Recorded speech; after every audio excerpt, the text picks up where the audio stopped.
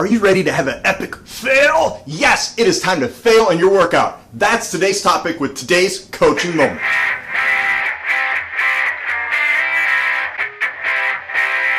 So why would we possibly tell anybody that they need to fail? Because this is the question that came in this week by one of you. The question came in, what does it mean to push until failure? And should I always go until failure? What exactly does the whole failure thing mean? When it comes to your workout, it is highly recommended that in one of the sets that you do, possibly the last or the next to last, to push yourself until failure. Failure means this, going to where you hit the wall of impossibility, but there's a catch, while maintaining good form.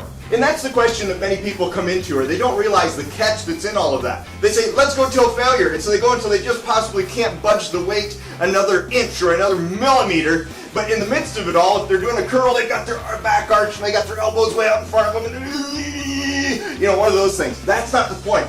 Let me give you a few things that would be failure. Let me grab a weight here, just a minute. Oh yeah, we're back at it. No, I got a better one.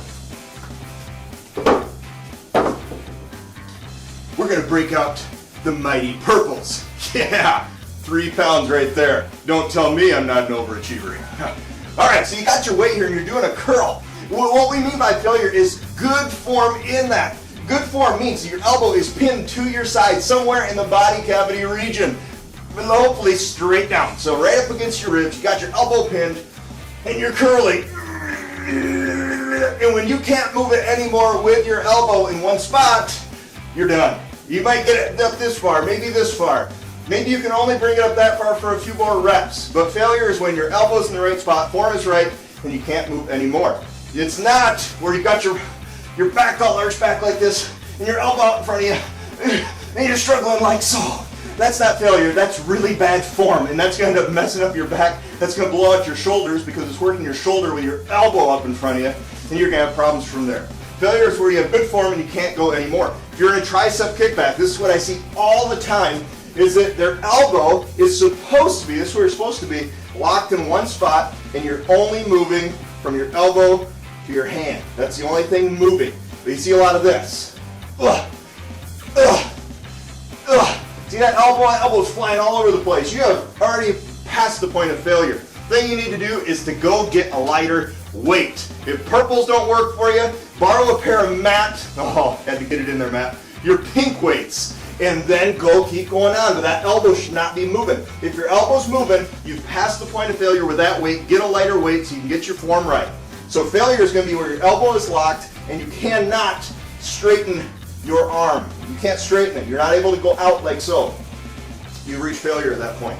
And the same thing for any move that there is, that you're starting to use the wrong muscle group. If it's in a bench press, whatever it may be, you're starting to arch your back and everything else, which is really putting tension where you don't want it. If you're doing a squat, it means you're starting to let your chest drop and getting your chest too close to the ground. So, that was a question, Matt. You were actually the one that talked about that question. I hope that helps you out in failure. It is recommended to go to failure with good form in whatever your heavy rep set is. And if the program that you're doing says you need to do 8 reps of it, in all reality, you may only be able to do 3 or 4. You may be able to do 1. You may be able to do 6. But it's recommended to pick a weight that you can at least do 5 of before you hit failure. Try to get your target spot between 5 and 8 reps for that. Now, in all that, I want to do kind of a bonus topic for today. And I'll actually do a review of them sometime. Get a lot of questions on them. Whew, I don't know why I'm out of breath. It's the bog season, folks. I can't breathe. I want to do a quick thing here. The common thing that people say, especially doing P90X or Body Beast or something that integrates some sort of resistance training, is what is it that I could do? I need more weights. I can't afford weights. That's a lot of money. Weights are expensive. On sale, you're going to do really good to pay 50 cents a pound. In fact, that's a killer deal. More likely, you're going to find them for about 75 cents a pound. The average is going to be $1 to $1.25 a pound. That's expensive, but let me tell you an easy fix. And that is, I'm not going to pick them up fully weighted. Something such as this, all right? This is called this is out by Bowflex. There you can see that. Bowflex Select Tech dumbbells. They come in 2 different sizes. They come in some that go all the way up to 52 pounds, and they have some that are 90 pounds. Let me pop these out of here real quick. It is a dumbbell, just by itself is 10 pounds, but there's these little dials on the end that you can rotate around where you want them to be on both ends. And then when you pick them up, it just picks up the amount of weight that you have. Now, here's the deal with this though. If you're going to look at them for the overall price, you're going to stand back and say, holy moly, that's a lot of money. And it is. If you're going to get the 50-pound set of dumbbells, you're going to be paying $300 for a set of dumbbells.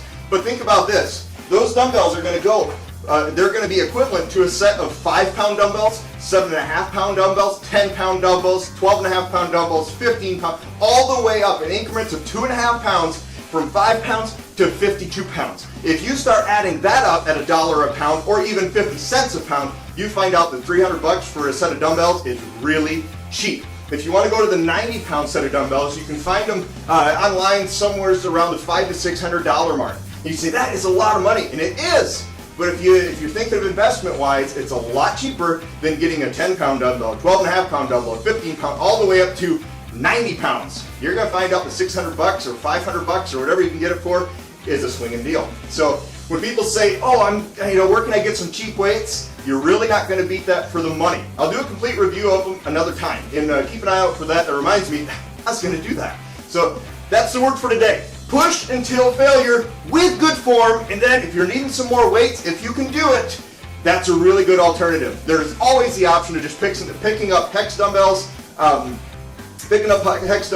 you can afford them. Check Craigslist, a great spot to look, as well as yard sales. Maybe trade around what you already have for heavier ones, who knows? But anyway, this is Randy Barton for Extreme Faith and Fitness. If you are not signed up for our free coaching, by all means, go to extremefaithandfitness.com. Big red button right up on the right-hand side says free fitness coaching, as well as subscribe on YouTube. All right, that's it. See you next time.